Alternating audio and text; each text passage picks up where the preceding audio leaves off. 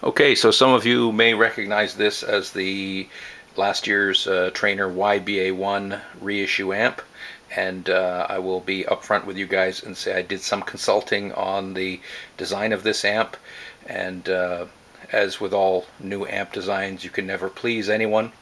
So some people were disappointed it was not an exact knockoff of the earliest YBA-1s, but that creates a little bit of a problem in that you can still hunt around and find a really good deal on an original YBA-1. And then, of course, at some point, if you're going to use it, you're going to have to recap it and do a bunch of stuff. So the idea was start with a blank sheet of paper and the original design, and using the modern tooling in factory that already exists, do a modern version of the old amp. Anyway, this is the amp, and I've been living with mine for about a year and have decided I want to change one little thing, and I'm going to show you what I'm going to change. As you can see, this is a modern circuit board amp, so it is a little more tricky to work on these amps versus the hand-wired ones, but it's not that hard to get to where you want to go in terms of voicing the preamp. And today what we want to deal with are what are called the mix resistors, which bring the two channels together. And over the years, a number of different classic amps have had a number of different formats for the mix resistors, and we are going to change the capacitor on the bright channel mix resistor and smooth things out a little. So I'll show you how we get in there. Your first step before you work on any amps is to build yourself a couple little tools. One is 2 alligator clips on a wire, and the other one is some sort of big old resistor on a wire. And basically they both serve the same purpose, and I use them to discharge the filter caps.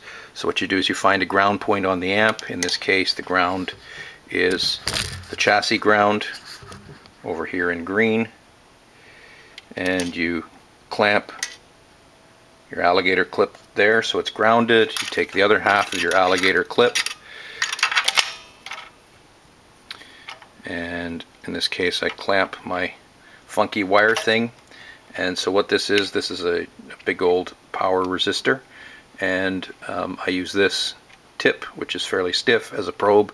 You can see that this is all junk parts. The amp is unplugged from the wall. Doesn't matter if the power is on or off.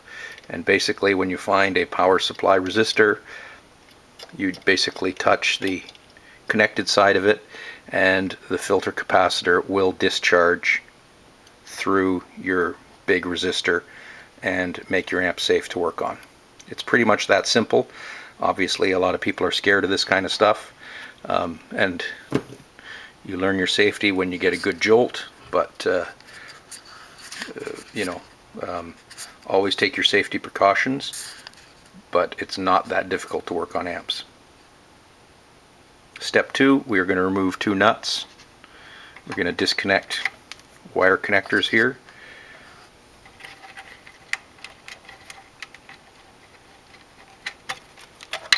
So all of our relevant wires are disconnected. Now it's up to us to remove the knobs, all the nuts. We got a safe place for those, and once these 2 nuts are done on the end of the circuit board, the whole board should lift out, and then we can work on it. We've already removed the nuts, and our input jack card is off, and we're taking off our lock washers, putting them aside so we can find them. Okay, so we've just taken the nut off the standby switch. Again, put our nuts in a safe place. We've loosened all of these, and these are just going to come straight off. It's nice to work on amps that aren't rusty or corroded or stuck together with years of grime.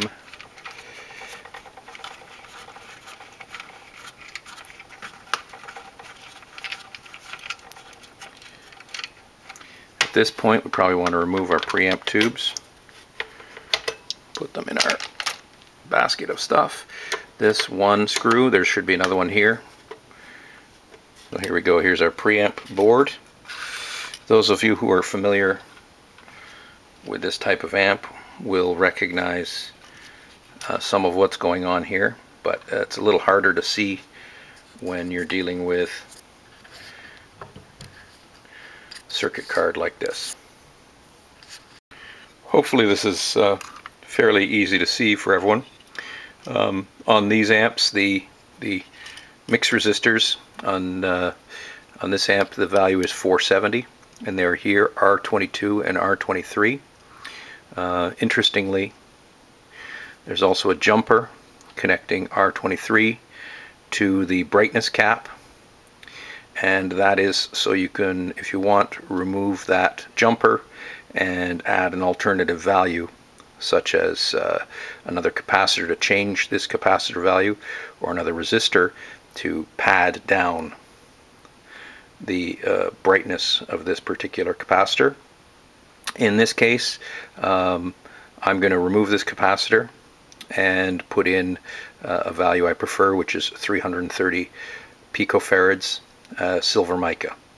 So I'm going to heat this up and do that, and that's going to be pretty much the extent of our change to the amp. Otherwise, the rest of the amp is pretty cool, for those of you who've heard it. Another thing worth mentioning about these modern amplifiers is these days they do the wave soldering on the board, and they use a type of solder that has much less lead content than what we are all used to. That's great for the environment, and that's awesome. But one of the side effects of that is it's a little harder to work on the amp because the solder has a much higher melting temperature. A neat trick you can use when you're working on any amp like this is to, if you manage to have some traditional lead solder, which I kind of treat like gold, is to take a tiny bit of it, and before you remove the part, heat the connection and actually solder in some lead solder, and then that will lower the melting temperature of your joint and allow you to extract the part much quicker. So I'll show you how that works. Okay, so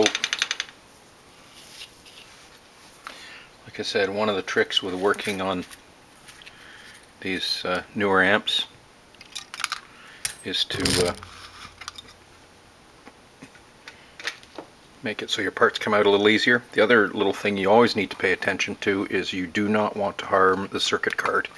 They're usually, I won't call it fragile, but you don't want to overheat things and lift any of the plating for the signal traces. So what I'm doing here right now is I'm adding in my lead-based solder. Got my trusty suction device.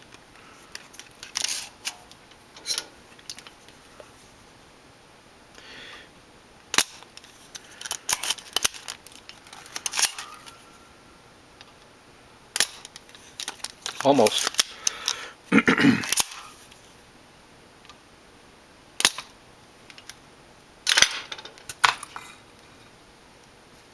Okay, we're almost good to go. The other little thing I have around the house here is a pair of, I guess they're surgical type clamps, and you can use that to grab the part you want to remove, clamp it, and then if you need to pull on it gently, you can do that without burning your finger. So just seeing where we're at here. Get that guy straight.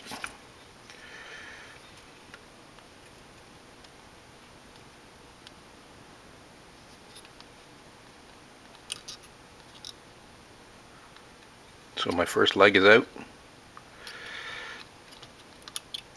And everyone who's saying you should build something better to hold the amp chassis, you're right. So we've got our little cap out, and we've got clean holes. So we're now going to take our new cap, we're going to clean the contacts.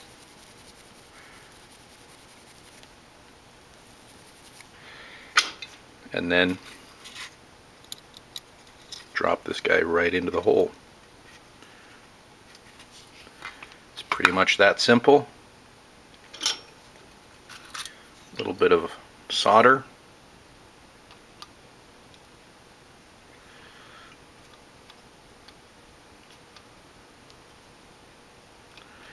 Make sure you do not bridge any connections.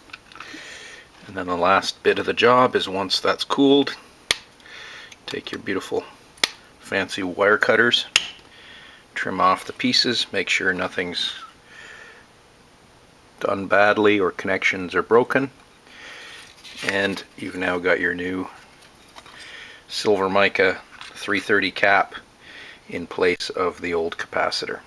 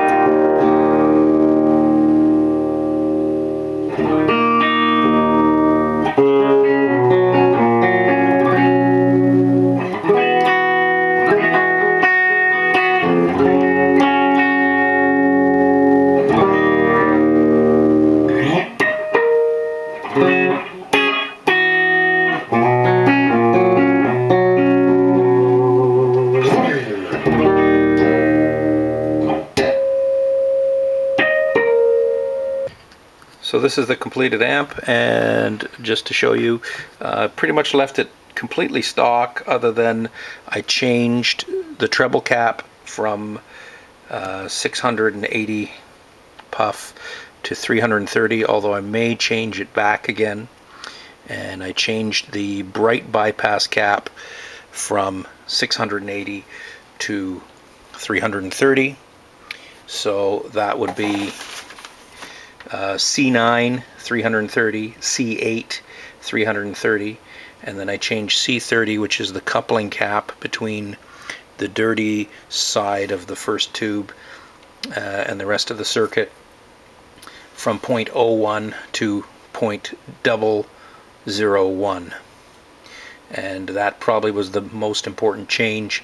That sort of tied up some of the bottom end a bit and makes the amp just a little bit more musical.